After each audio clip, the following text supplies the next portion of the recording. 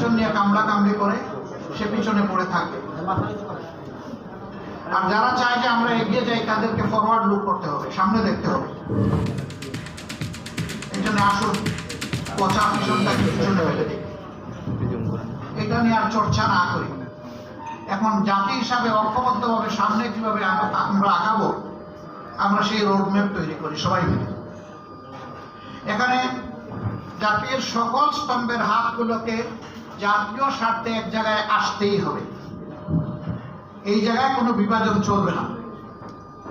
একটা জাতি যখন ঐক্যবদ্ধ থাকে গোটা বিশ্ব তাদেরকে সম্মান করতে বাধ্য হবে। আর জাতিটা যখন বিভক্ত হয়ে পড়ে তখন তাদের মাথার উপর সবাই মাতব্বরি করে,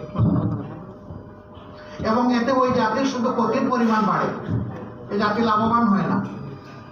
আজকে বড় প্রয়োজন আমাদের পক্ষে।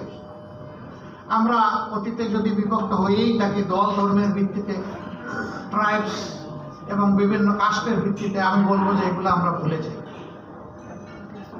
আমরা বলতে চাচ্ছি আমাদের এই প্রিয় দেশে যারাই জন্মগ্রহণ করবে তিনি যে ধর্মেরই হন, যে দলই সমর্থন করুন কিংবা নির্দলীয় হন, তিনি এক দেশের একজন গর্বিত মর্যাদাবান নাগরিক, এবং সকল নাগরিককে তার অধিকার সংবিধান এবং রাষ্ট্র যা দিয়েছে করুণা হিসেবে নয়, তার অধিকার হিসেবে তাকে দিতে হবে। এই অধিকার প্রাপ্তির জন্য যোদ্ধা হচ্ছে রাজনীতিবিদরা, যোদ্ধা হচ্ছে কলম যোদ্ধা এবং বাক যোদ্ধা। এই আপনারা আর আমরা মিলেই কিন্তু সমাজটাকে আমরা রাইট ডিরেকশনে নেব, এটা আমাদের দায়িত্ব। অনেকে অতীতে বিভিন্ন আন্দোলনের ব্যর্থতায় বলতো জনগণ নামে না কেন, জনগণ নামবে কেন? আমি কতটা নেমেছি তার উপর নির্ভর করবে আমার জনগণ কতটা নামবে। আগে তো দায়িত্ব আমাকে নিতে হবে।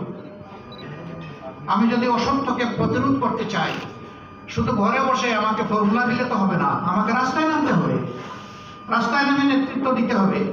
এ বিশ্বে যতগুলো পরিবর্তন হয়েছে ওই ব্যক্তিকে কেন্দ্র করেই পরিবর্তন হয়েছে। সেখানে একটা ম্যাগনেটিক ক্যারেক্টার থাকতে হবে, যিনি সবাইকে ধারণ করবেন, যিনি সবাইকে তার থেকে দূরে ঠেলে দেবেন না।